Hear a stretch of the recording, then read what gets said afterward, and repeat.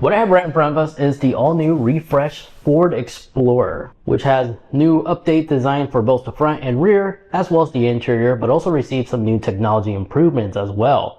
And so in today's video, I'm going to go ahead and go over all the things that I learned after daily driving this car and some cool tips and tricks I discovered that I have to share with you guys. So if you're in the market for one of these or you're just perusing around, this is the complete video that you need to watch to understand everything that this car can do. Now, first thing first, like always, I like to first start my reviews by popping the hood so we have a better understanding how it's like doing self-maintenance. And you can open up the hood with a single hand, but it does require you to use the stick to, you know, latch the hood. But surprisingly, it's really light. Now, the entry-level price for the Explorer is $39,000, and this one is the Platinum version. So this one was all the bells and whistles. This one's around $56,000, brand new. And first thing first, this does feature a strut bar, which is quite nice. This explains why this SUV handles surprisingly well when it comes to quick turns and corners. It also explains why officers like using this car a lot as well. Now, there's two engine options for this. There's a 2.3 liter EcoBoost 4-cylinder, or you can get the 3.0 liter 6-cylinder twin turbo EcoBoost. So this is a V6 in other words. And already I like the fact there's no engine cover. I'm able to reach and grab everything that I need to. Throttle body is located right there. Your air filter is actually located in the center. I do like the fact that this dipstick is located right there, easy to reach. And the oil type that it takes is 5W30, which is great. That means you can just literally go to any retail store or auto parts store and pick up oil. Now, the output of this engine. So regardless on which engine option you select from, the 10-speed automatic transmission is standard on all their trim models, which has many different modes I'll go more in detail about. But the 2.3 liter 4-cylinder has about 300 horsepower and 310 pound-feet of torque, which this vehicle can actually achieve a 0-60 time with that engine in 6 seconds, which is quite impressive. But since we do have the 3 liter V6, it does have 400 horsepower and 415 pound-feet of torque, which lets this vehicle have a 0-60 time of 5.0 or 5.5 seconds. Now, this model in particular that we do have is a rear-wheel drive version, but there is an all-wheel drive option if you need it. Now, MPG numbers for your engine choices are right there listed on the screen. Now, since this is the rear-wheel drive option, I expect to see 1 gallon more on city from my experience, but I've been averaging around 21 on average. So it's not bad at all. And then, of course, again, radiator fluid is easy to access right here, as well as easy to monitor, and your windshield wiper fluid is located over here. Just one thing I did notice, your spark plug coils are exposed, but there are a couple of things you may need to remove to have access to it. So spark plugs might be a little bit challenging, but nothing crazy or out of the ordinary. And of course, your oil filter and stuff should be underneath the SUV. And let's go ahead and take a look at it. So we do have plastic cover over here for aerodynamics. Well, all the important stuff looks to be exposed, like your oil and your oil filter. So it should be able to be easily reached. And we do have active flaps right here. And then along the grille, you do see actual functional fog lamps as well as vents for aerodynamic and better airflow. Now, these fog lamps, you can have it set where they will remain off with your headlights or on at all times. When you have them off, when you steer right, it will illuminate the right side with the steering wheel and illuminate left if you steer on that side automatically. So it does have that corner shine feature. Now, new this year is the LED headlights. They're standard across all trim models for the Explorer. And you're going to find out there's other things that are standard with this Explorer as well. But this one is equipped with the 360 camera, and it has the new grille update as well. But let's go ahead and close this hood, and let's check out the sides. So still following the same previous generation signature design from last year model, you still have your amber turn signals integrated on your side mirrors. Your door handles are smart door handles for driver and passenger side. As you can see in the rear, you can also unlock or lock the vehicle from here. We got proper roof rails, and of course your blind spot monitoring are on the mirrors as well. Now the wheels, there are two wheels options to choose from, 20s or 21s. The one we have here are 21s, and these are equipped with Pirelli Scorpion Zeros, and these are all season tires as well. Instead of looking at the ground clearance that the manufacturer suggests, I like to just take a yardstick and actually measure the ground clearance from here, and it looks like we have about 7 inches of ground clearance if you include that little wind flap, but if you don't, you do have about slightly over 9 inches of ground clearance. So if you ever park over those like cement parking blocks, it'll be perfectly fine to clear and shouldn't cause any damage to your bumper, because those are typically around 6 inches. Now, speaking of the bumper, I forgot to mention, you do have sonar sensors in the front, as well as an emergency hook you could just pull this out and have access to. But now let's go ahead and move into the back, because I also like to show you the new updated taillights, which now say Explorer on the side, and they now extend out a bit more. There you go, now you can see a little bit better. They do extend a little bit more out than previously, and this does feature quad exhaust. It's a true dual system from the engine, which is quite nice. Just however, the quad exhaust tips go downwards, as you can see right here. It's interesting because the manufacturer could have easily allowed it to go straight out, but the reason why this is now becoming a thing is since it's pointing downward, your chrome tips are always going to be shiny, like you see right here. I personally not a huge fan of that. I wish they were straight out, but maybe upon their research, they know as their customers, they'll know how to properly clean the exhaust tips. I think they just pointed it downward, but I think that's why they did that. Now you do have a tow hitch back here, which are standard trailer attachments, because the 2.3 liter does have a towing capacity of 5,000 pounds, but then since we do have the 3 liter, we can actually tow a little bit more. 5,600 pounds plus the 3 liter. Now let's go ahead and open up the back, which is used by the actual button right there, and it'll raise itself up as you see. And then right up here you could close it as well as lock the car from here. And you can also program it to be higher by just long holding, and then the car will beep at you. Hold this button for like 5 seconds, it will confirm the height, and then next time when you open it, it will stay that way. And then before we go in here, if whatever reason this gets jammed, you do have a emergency cover you can pop out and have access to override this. Now back here, there is surprisingly a good amount of storage, even with the 3rd row seat put up. Standing up, as you can see, because I was recently using this for a haul at Costco, and by default it comes with these like storage cubbies, dividers. They're like just located right there on the side. You could easily pull these out and fit them in right here if you need to make like a divider. There we go, to like separate your cargo. I think this is pretty ingenious, and I wish more SUVs had that functionality. But if you don't need it, you can't always just pop these out. Divide them here if you need to. And then leave this one flat and actually put the cargo cover over it. And there you go, you gave yourself an extra cubby. I think that's pretty ingenious. Now these 3rd row seats can be manually pulled, but there is a button to automatically fold these down.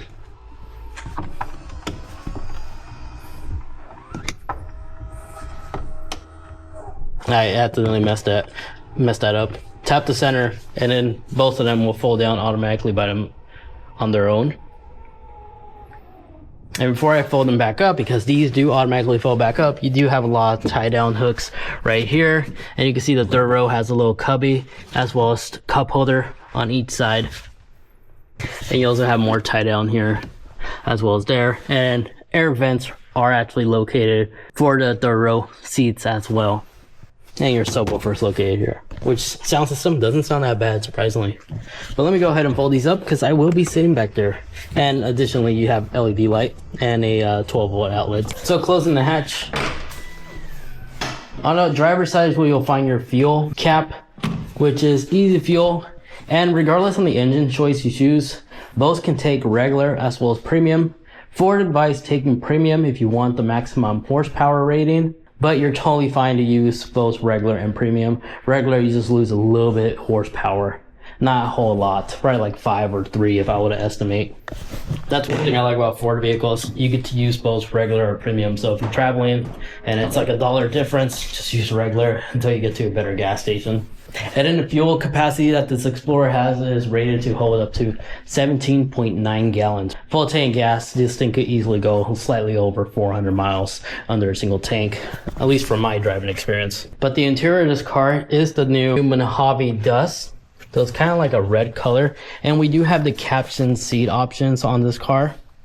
And the doors themselves do feature peasant blockers, is what I like to call them. So I like the fact they actually have this. But let's go ahead and sit in the back here. Hopefully there's enough lighting that illuminates the interior for you guys. But there is a lot of leg space here. And in the seats themselves, they do recline, as well as you can move them forward, back. And you could also recline them a bit more if you absolutely need to. So they do have somewhat of a recline option. It doesn't go all the way flat, unfortunately, like 180. But I do like the fact it has some adjustability. But the passenger side, you get an understanding how comfortable these captain seats are. There's so much space, and I really do like this new texture design. And then this armrest could just be folded up if you want it or don't need it. And for your rear passengers, you do have AC controls for your fan, the location, heated seats as well as 2 USB-C ports, a household outlet, and additional cup holders that if you don't need, you can just fold them up, because you still have cup holders on your doors as well. Because underneath the door, this section, it also has a nice size cutout to probably put like those bigger like hydro flask type of water bottles in here. And then of course you have cubbies for your seats, those snap handles, air vents located on top, hooks, lights, and we do have the panoramic glass / sunroof that we have up here. Now let's go ahead and hop into the back. So with the middle seat slightly moved up, I have a good amount of leg room, surprisingly, as you can see right here. I also have plenty of head space, although one thing I have noticed is the backrest. And then folding up the headrest, I could sit comfortably back here, surprisingly. My arm does go into a little cubby, but I do have access to 2 additional USB-C ports, because the other side does not have USB ports, unfortunately. But they do have a cup holder, as well as a deeper compartment right there, and more compartment storage right here. But my cup holder is exactly the same like the other side. But again, I am 5'8", and I do have a lot of headspace, and I have a good amount of leg room, although my left leg does have to go somewhat in that middle row right there. But it's pretty comfortable back here for this size SUV. I'm quite surprised. And to get out, you can just press this button right here, and it will automatically bring up the seat. And then of course you can just manually pull out once you get out. Now before we hop into the driver's side, let me just go over the key. So this is the key design for the 2025. It's the same one that we've been familiar with since 2016 from my understanding. And you have the common controls, lock, unlock, double tap to remote start, or double tap to open up your hatch, panic, and by pushing this button it gives you access to the valet key. And then of course if you lock the car and then single tap and then long hold again for the unlock key and continue holding it, it'll roll down the driver and passenger side windows. Unfortunately, you have to go in and actually manually roll them back up. However, this car does feature the keyless entry as well as exit, so you can just have this fob in your pocket. Car will automatically identify that you're near, so it'll unlock and self-lock when you walk away, of course. And with the Ford app, this can be paired to your smartphone, so if you don't want to carry an actual key fob, you can always just carry your smartphone as the key. That is now functional according to Google search results. Now I'm unsure if the PIN code is optional now, because there's no PIN code to have PIN code access to your car, but upon research this is now an option. Is no longer standard, but if you don't have it like we do, you can always just buy it separately and have the dealership install it for you. So let's go hop into the new Explorer. Let me turn off that. So new this time is the standard 12.3 inch instrument cluster. That is now standard throughout the trim models. And then the main screen, this one is a 13.2 inch massive screen now, which can now play games as well as watch YouTube videos and so much more. I'll go more in detail in just a little bit. But this interior has been slightly updated as well from the previous generation model. Still follows the same signature design, but it has new Easter eggs such as the outline of this Explorer right there on the windshield. You can kind of see that. And then on the driver's side, you have Detroit right here. And on the passenger side, you have Chicago, from my understanding. A little outline of Chicago sky right there. And then another cool Easter egg is found right here in this compartment in the passenger side. It shows you all the 5 previous generations of the Explorer, all the way down to the Jurassic Park Explorer. So I thought that was kind of cool. A little mountain with all 5th generation Explorer models. And if you look closely, you also have ambient lighting, even right underneath the glove box. And since we're covering the glove box is pretty big. Nothing crazy out of the ordinary. Nice and standard. And the Explorer door sills do illuminate as well. So the sunroof, you can open it all the way, or you can close it with a little shade that extends all the way to the very front. But if you were to open it, this is how far it'll open. So it does go all the way, unlike some other new vehicles. Sometimes they like stop right here. So you can actually squeeze out of here in case of emergency. And you have a little wind diffuser to prevent that little helicopter effect from happening. And it's all controlled right here. You can also vent open it as well. Sunglasses holders are located right here. Your lights, you can turn them off if you don't want them to go on automatically when you get in your car. And your smart garage lock is located here as well. And the driver's side does have a full mirror with a little card holder. Passenger, of course, does too. And then this car does have 360 camera. By tapping here, you have your full 360 camera showing you right here your whole surrounding. And if you like to pinpoint a location onto this car, you can always select here and select if you want to see the hitch more, if you're backing up, or the front, or full 360. Or just rely solely on your sonars. You can also tap plus and select a corner if you want a close-up of a certain corner from this window. Now the cool thing about this display is it does feature an Android operating system or a Google operating system. I'm not sure which one it is exactly, but it's no longer a Sync 4 or Sync 5 or whatever board is on right now, because now you can now just slide up and then have quick access to your climate slider right here. So even though they got rid of the traditional knobs, you still have quick access to the temperature, your fan control by simply just doing a slide up all over here. Instead of using the arrows to slowly increase the temperature one by one, you can just again do this, and you can lock them or unlock them if you want to use dual climate at the same time, or unsync them. And then for your climate control, it does feature this new animation, because when you turn it on, it shows you the airflow, where they're coming from, what's enabled, and you can just turn them off as you progress like this. You may also control the rear passengers from here as well by selecting rear, and it even shows you their animation, and you can control their fan speed as well as the climate temperature from here, which is quite awesome. And I gotta say, this new UI update is pretty cool. It's very similar to like what we see with Apple CarPlay, which this car does have Apple CarPlay as well as Android Auto support wireless. But it's really self-explanatory and really easy to use. Your notifications, you just tap here. Your vehicle settings, just tap on vehicles, and you have these different settings to choose from. Ambient lighting, it is RGB. You don't have a color wheel, but you can change it to different colors that you like, as well as adjust the brightness. And if you want to rearrange them, you can just long hold and just rearrange them like so. Hill descent control is located here. Valet mode's control right there. Vehicle status for your check marks are located here to see your tire pressure as well as your oil life on the go.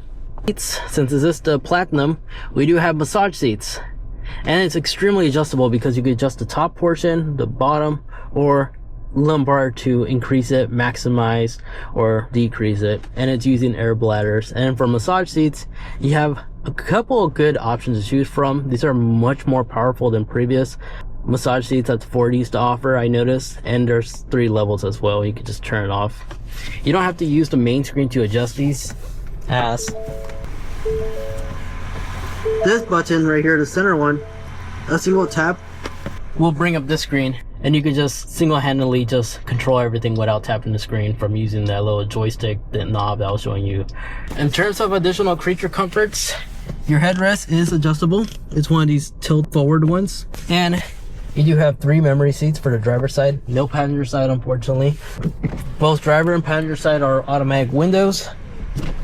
Just the rears, you have to manually hold on to open them or close them. Now this Ford does feature Blue Cruise, so it does have smart driving capabilities. Your turn signals, windshield wipers, rear wiper control is located here. Push to start. Headlight control as well as your tailgate. You can open it or close it from here as well. It's very standard, very traditional. No custom themes, however, for the dash, but you do have your main important things you want to see, like your map, your driver assist, as well as a comm screen if you don't want to see anything, as well as your temperature, tire pressure, MPG rating, real-time MPG throttle position. Very standard like what we've seen in the past with other Ford models. As I was telling you earlier, if you select the app icon, YouTube is available, so you can actually watch your favorite YouTube videos from here because you can use the vehicle hotspot for your internet. But other cool things you can do here is you can check your messages if you have it paired to your smartphone, surf the web, use other apps like road travel as well as news. Your owner's manual is located here, software updates. This does have Sirius XM radio as well, and Alexa, as well as the Google App Store that you can sign in and actually install some Google compatible Android Auto apps.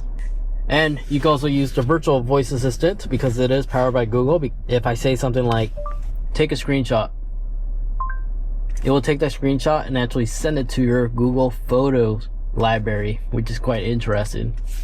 Now for games, there's only one game option available when you select here. It's Alpha Asphalt Nitro. And you can pair it with an Xbox controller or a PlayStation 5 controller and play some mobile games on here. Again, all utilizing the Android App Store.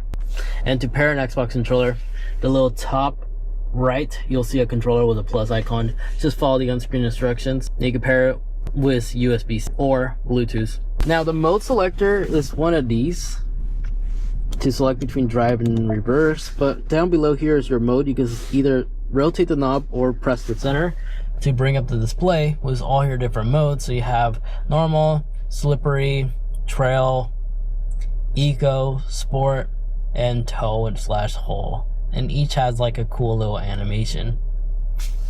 And then something I nearly forgot to mention is in here you do have your USB-C as well as a USB-A port and a 12-volt outlet to run like a radar detector or something like that. And it does have its own light illumination, and you can pretty much close it if you don't need it. And then over here is additional storage, which could hold a phone or a wireless charger phone.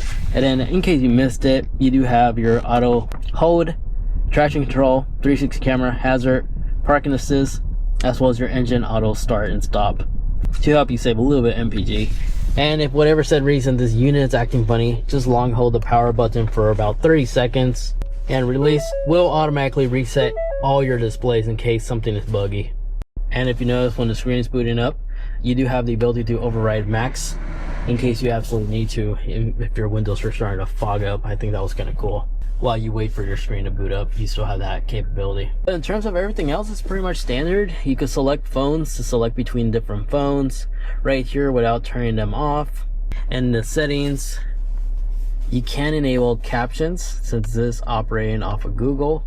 You'll find the auto caption features in the settings and go into accessibility right here. And then from here, you'll see caption preference on or off, and it will just utilize the hardware, which this thing actually has 64 gigabytes of internal storage too, so you have plenty of space to download third-party apps as well as games, all from the Google Play Store.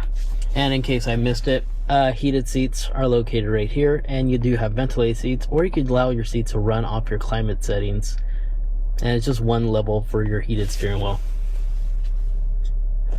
But with all that, now let's go ahead and take it for a drive, and the BMO audio system that it has sounds great. Alright, driving the all-new Ford Explorer. I gotta say, again, for a 3-liter, this thing has some power. And surprisingly, I like this SUV. If I was looking for a family SUV, and we don't like vans, this will definitely be on my radar. It's compact, but still offers plenty of storage. It has good amount of acceleration. 0 to 60 in 5 seconds with 3-liter. I'm actually quite impressed. Alright, realistically in real world condition, you probably expect like 5.5 at most, like mid 5 seconds. Still, really impressive, especially when you take consideration where most eco SUVs are much slower, like 7 seconds on average. I like that. I prefer having that ability to have passing power to not just get on the freeway but also pass those slow moving vehicles or take emergency precaution when you need to. This car has the performance even though it doesn't look like it. I like that. It has that low-key look. Plus, it's also a Ford Explorer, which is what CHP cops in general use as a squad vehicle. So I have noticed vehicles tend to move out of the way, especially at night. So if you get like a dark color or a white option, you may be seen as a cop or mistaken as a cop car. So unfortunately, I'm not able to do an acceleration to the freeway because I'm right in front of a Prius, unfortunately. So just take my word for it. This thing is quick. Those twin turbos really do help out a lot. And when you're off those turbos, expect to see around 20 miles mpg, which again, it's pretty good. Well recent. Thank you, daily traffic. We are merging on a freeway, which is 65, and this Prius decided to get on the freeway going 45. In terms of road noise, it's very standard, nothing crazy. I can easily enter Blue Cruise by simply just activating cruise control. And right now on my screen it says Blue Cruise on, and be prepared to resume and take control. And now I can just take my hands off the wheel, set the speed, just like cruise control. Speed limit 65. And just keep your eyes on the road because there's little sensors up here that track your eyeballs, making sure you are actually watching the road. And if it knows you're not watching the road, it'll beep at you, get mad, and disable it. It does have the ability to automatically like change lanes. That's if you turn on your turn signal and then disable your turn signal, it'll stay in that lane. So it has that full like Tesla experience if you're looking for that. And that wraps up today's video of the Ford Explorer. Not a bad car. I'm actually quite impressed. It's very capable. It's nice and big. I really enjoy that third row, which is surprisingly roomy for an SUV of this size. I was sitting back there. I was pretty comfortable, shockingly, for a, I guess, somewhat larger mid-size SUV, but not a massive size SUV. It's really impressive. It's pretty close to the Expedition back there. But other than that, let me know in the comment section, what do you think about the new 2025 Ford Explorer? And if you're watching this in the future, I'm sure you can find good deals out there in the pre-owned market for one of these. Now, if you'd like to watch more, maybe you're curious on something more crazy, I do have the Defender over here that you can go ahead and check out. Another SUV that can be opposite third row, but it's definitely more rugged and has more of a off-roader appearance, you know, like a Defender typically is. Check it out right over there. Thank you so much for watching.